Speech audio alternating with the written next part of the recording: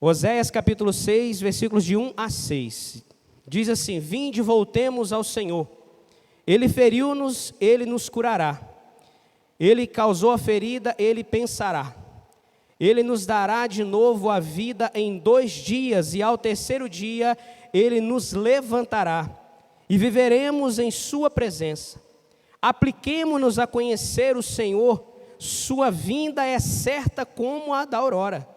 Ele virá a nós como chuva, e como chuva de primavera que irriga a terra. Que te farei, Efraim, que te farei, Judá? Vosso amor é como nuvem da manhã, como um orvalho que logo se dissipa. Por isso é que castiguei pelos profetas, e os matei pelas palavras de minha boca. O meu juízo resplandece como um relâmpago, porque eu quero o amor mais do que sacrifício, e conhecimento de Deus mais do que holocausto. Meus irmãos, Oséias significa Deus salva. Esse profeta, um homem reto do Senhor, um homem diante de uma sociedade, um homem justo. Esse homem é escolhido por Deus num tempo de muita dificuldade. Mas também a história de Oséias vem narrar para nós uma situação muito bonita. Algo que Oséias viveu, que a maioria de nós hoje eu tenho certeza que talvez seria uma grande dificuldade para mim e para você superar tudo aquilo que Oséias superou. Primeiramente foi o casamento de Oséias. Eu não vou pedir para vocês voltar não, eu vou voltar aqui só um pouco aqui. No capítulo 1, Oséias então é chamado por Deus e a ele é conferido um casamento. Esse homem agora vai falar com Deus e Deus disse para ele assim: olha, você vai tomar para si uma mulher adúltera, uma mulher em outras palavras, prostituta. Oséias aqui, meus irmãos, já tem uma dificuldade. Creio eu que eu e você hoje pensaria 2 vezes antes de arrumar uma pessoa dessa forma, tanto homem como mulher. Você não ia querer arrumar um homem logo assim, que fosse levar a tua vida. Você quer um homem justo, não é verdade? E Oséias aqui já tem uma missão. Amém, irmão, obrigado. Desculpe a minha voz também, gente, que eu estou meio gripado, mas vamos lá. Oséias então aqui tem uma grande missão nesse casamento. Por que nós estamos voltando no tempo lá de Oséias? Para vocês entenderem de fato depois qual é o contexto dessa palavra de voltemos ao Senhor. Meus irmãos, então assim o Senhor diz para ele tomar essa mulher difícil. Oséias vai lá e toma essa mulher e diz a palavra que ele tem filhos com ela. Um talvez seja dele, o outro não, porque a palavra não diz que ele teve vários filhos com ela. Ele teve 3, mas não certamente que os 3 eram dele. Olha bem, hein? Que situação, né? Uma mulher devassa, mas Deus já tinha avisado para ele que a mulher era desse jeito. E ele então decide dissipar dessa mulher, falou: olha, acho que eu vou deixar essa mulher de lado. Ele vai ter uma conversa com Deus. E quando você vai ter uma conversa com Deus, às vezes a conversa com Deus, meu irmão, não é sempre aquilo que você quer. Quando você vai falar com Deus, a conversa é outra. Capítulo 3, o Senhor diz assim, ó: disse o Senhor: amai de novo essa mulher, que foi amada pelo seu amigo. Oséias então pensa em abandonar aquela mulher, deixar ela quieta, pela vergonha que ele estava passando. Imagina você andar pela rua com uma mulher que te trai, uma mulher que é uma prostituta, uma mulher difícil da vida. Você imagina levantar de manhã e trabalhar e saber que você ia ter que passar pela cidade. Imagina os amigos de trabalho de Oséias. Quanta chacota, quanta dificuldade que esse homem não viveu. E agora o Senhor está dizendo para ele: vai lá e ama ela de novo. E ele teve que ir lá, olhar dentro dos olhos daquela mulher. Enquanto todos pensavam que ele ia punir aquela mulher pela vergonha que ele havia passado, ele põe aquela mulher e olha para ela e a ama. Um fato muito interessante que diz que ela foi amada pelo amigo. Eu fico aqui pensando, será que foi o melhor amigo dele que tomou essa mulher? Difícil, que situação. Mas quando Oséias olha para aquela mulher e perdoa ela, ele continua e diz assim: pois é assim que o Senhor ama os filhos de Israel. Presta atenção. Embora voltem para outros deuses. Qual é a ligação, meus irmãos, de Oséias com essa passagem do capítulo 6. Nós vamos entender. Capítulo 4. Aqui, meus irmãos, nós vamos entender todo o contexto dessa passagem que nós estamos lendo. Oséias, como eu disse, um homem correto, um homem justo, viveu no tempo de Jeroboão, um rei. Jeroboão II era um grande rei, a qual ele aplicava, assim, no tempo dele, uma paz muito grande naquele tempo. A história vai dizer para nós que aquele tempo era um tempo de paz, era um tempo de alegria, era um tempo tranquilo. E Oséias pregava nesse tempo. E aí, meus irmãos, presta atenção, Jeroboão morreu. As coisas agora começou a tomar um rumo diferente. Começou a tomar um rumo muito diferente. Esse homem agora morreu e as coisas tomou agora uma dimensão diferente, aonde o povo começa a se perder. O povo agora começou também a entrar na devassidão, porque eles achavam que o problema que eles estavam vivendo era um problema político. Eles achavam porque o rei tinha morrido, agora o problema agora deles é falta de organização, não tem quem organiza, não tem quem domina, não tem quem fala. E entraram numa crise muito grande de mata rei, entra rei, tira rei, e o negócio começou a ficar feio. Eles decidem então buscar ajuda em outros reinos, achando que o problema deles era buscar a solução em outro lugar. E eles vão até o rei da Síria, lá no capítulo 5, verso 13, diz que eles vão até os reis, e olha o que diz. Eles chegam lá, falam, apresenta para eles o mal que está acontecendo. Mas a palavra vai dizer, mas estes não vos poderá curar e nem dar remédio para as vossas chagas. Porque o problema, meus irmãos, não era administrativo. O problema que eles estavam enfrentando não era político. Apesar de buscar em outros lugares, apesar de buscar em outras pessoas, a cura para as chagas, as feridas que eles estavam vivendo, o problema não era esse. O problema era espiritual, a coisa era difícil, era o afastamento do povo de Deus. Capítulo 4, agora nós vamos entender todo o contexto. No capítulo 4, ouvi a palavra do Senhor, filhos de Israel. É o Senhor dizendo, porque o Senhor está em legítimo com os habitantes da terra. Meus irmãos, a palavra legítimo vem dizer que o Senhor está em contenda. Aqui nós vamos começar agora a adentrar mais profundo. O Senhor agora aqui quis dizer através do Oséias que o povo de Deus está em contenda com o Senhor não está bem com o povo dele. O Senhor está enfurecido, porque o povo de Deus está se perdendo. E olha o que estava acontecendo naquele tempo. Por que o Senhor havia se enfurecido? Por que o Senhor estava com contenda?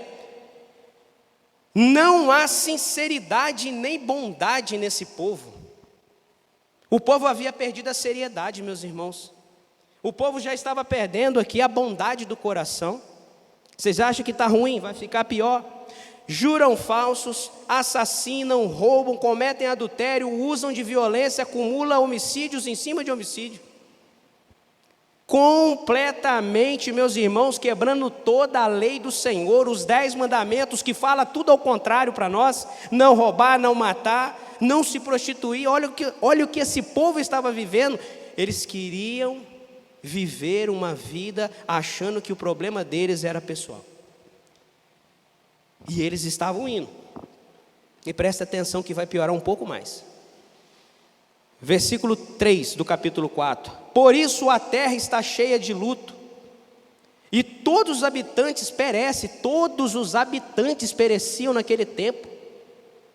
Todos os habitantes perecem. Os animais selvagens, as aves do céu, até mesmo os peixes do mar desaparecem. Meus irmãos, a crise estava tão feia, havia tanto pecado naquele lugar, havia tanto problema com aquele povo, que até mesmo a terra começou a rejeitar aquele povo. Difícil? Até mesmo a terra começou a rejeitar aquele povo. No capítulo 4, no versos 11, olha o que diz. O mal proceder, o vinho, o mosto, abafam a razão. Ou seja, a embriaguez, a bebida, abafava que eles vissem o problema. Abafava aquilo que eles precisavam de enxergar. Meu povo consulta pedaços de pau e cajados e faz revelação, porque o espírito de infidelidade perdeu, e eles se prostituem afastando de Deus. Agora que ligou Oséias, a esposa, e a palavra e o povo. Oséias, meus irmãos, por que eu quis começar com a história de Oséias? Porque Oséias escolhe uma mulher prostituta.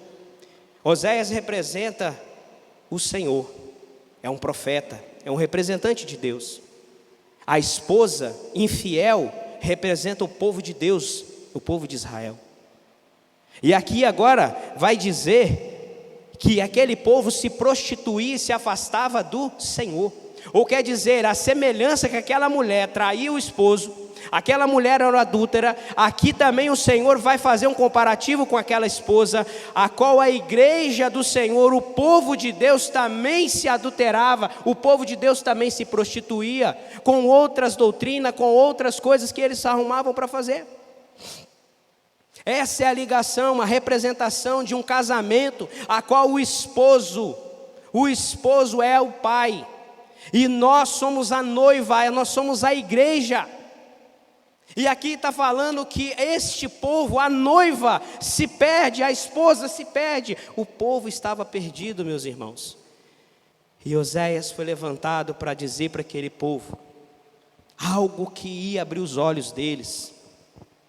No versículo 6, porque o meu povo se perde por falta de conhecimento, por teres rejeitado as instruções, te rejeitarei do meu sacerdócio, já que esquecestes a lei de Deus, também eu me esquecerei de ti, dos teus filhos. Que lindo isso, meus irmãos. Quando o Senhor levanta um profeta para dizer que o povo está se perdendo por falta de conhecimento.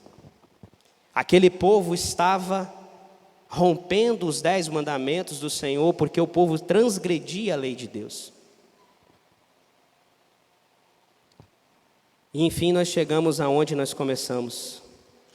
Oséias então disse para aquele povo: vinde, voltemos ao Senhor. Meus irmãos, eu quero te chamar a sua atenção, porque muito me chamou a atenção essa passagem, porque naquele tempo onde Oséias viveu, não é diferente dos tempos que nós temos vivido. Eu acredito que como eu, você também tem enxergado que as coisas não têm andado muito bem, até mesmo a terra tem nos rejeitado, se podemos bem dizer assim. Quantos problemas que nós temos visto, quantos problemas que nós estamos vendo na televisão, vendaval. Olha a crise que nós enfrentamos recentemente com tanto fogo. Hoje eu estava vendo televisão, coisa de providência de Deus. Eu estava vendo um jornal e está tendo uma conferência da ONU, aonde hoje foi entrado em conflito, e o povo ali reunido falando que este ano de 2024, presta atenção, foi o ano que mais teve desastres naturais na natureza. Presta atenção, olha só, o ano que foi mais desastroso. Fogo, enchente, fome, miséria, guerra.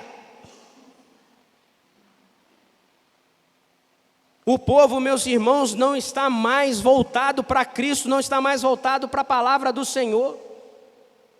Infelizmente, hoje nós estamos vivendo um tempo a qual os mandamentos da lei do Senhor já nem existem mais.